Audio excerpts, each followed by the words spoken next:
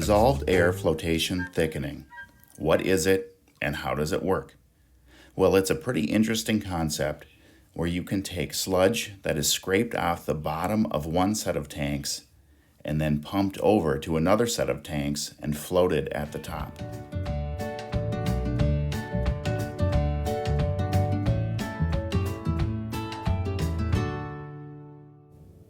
Waste-activated sludge is scraped off the bottom of the final settling tanks, then is pumped over to the flotation tanks, and it enters the tanks through the bottom and into the center column. Here is a neat old drawing from the 70s, just showing all of the equipment and the process.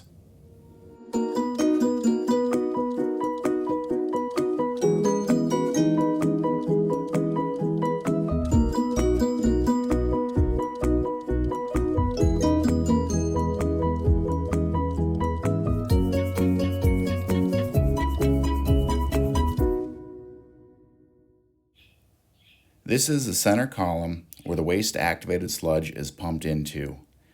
And if you just pumped in waste-activated sludge and did nothing else to it, and you scraped it off the bottom of one set of tanks, it's probably going to sink if you don't do anything to it. So how do we get it to float? You need air. You need a method to get air underneath the solid particles.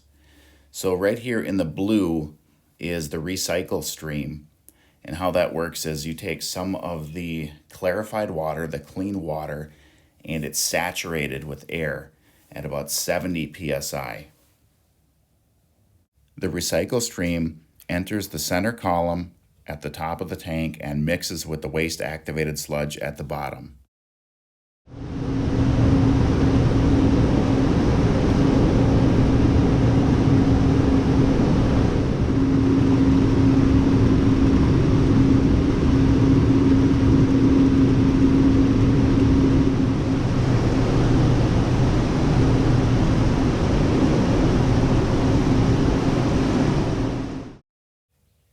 That last scene showed clean water flowing over the weirs.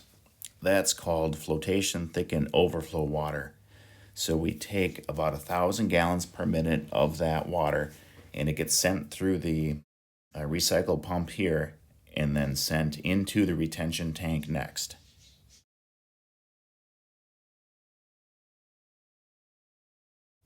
All kinds of very important stuff happen in this boring looking retention tank. Compressed air enters the tank as well as the 1,000 gallons per minute of recycled water. And what's going on is the pump is pumping the water and squishing the air into that stream. And it does it by pumping against a back pressure valve, which is kind of precisely set, which you'll see next.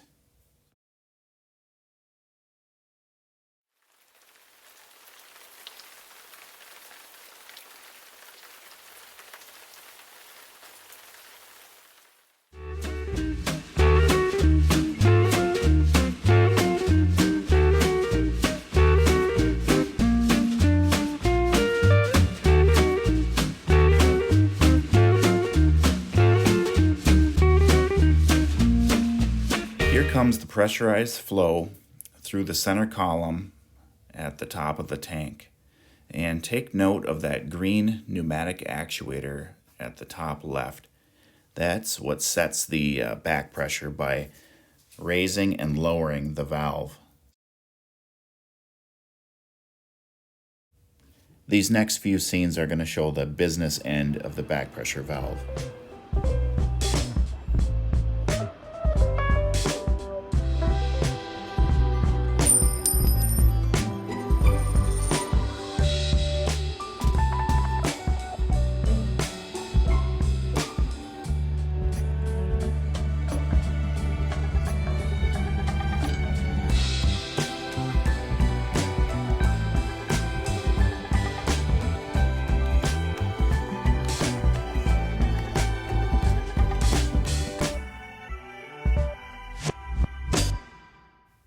If the back pressure valve is open too far, you'll end up with high flow, which isn't bad by itself, but you won't be able to build enough back pressure or force enough air into that solution, which will float the sludge. And if the back pressure valve is closed too far, you just won't have enough flow in general. So your air to solids ratio will be off.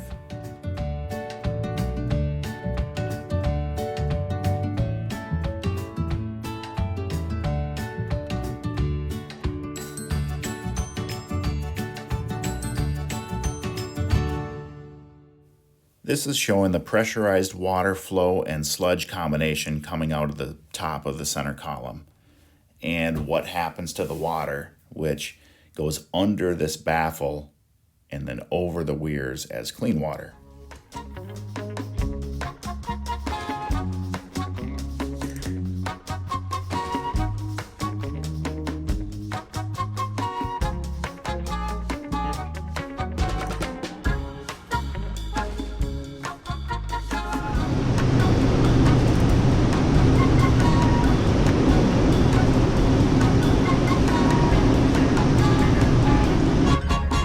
The recycle stream releases all of its excess air after it goes through the back pressure valve, and that air floats the solid particles towards the top, and it's contained within this baffle.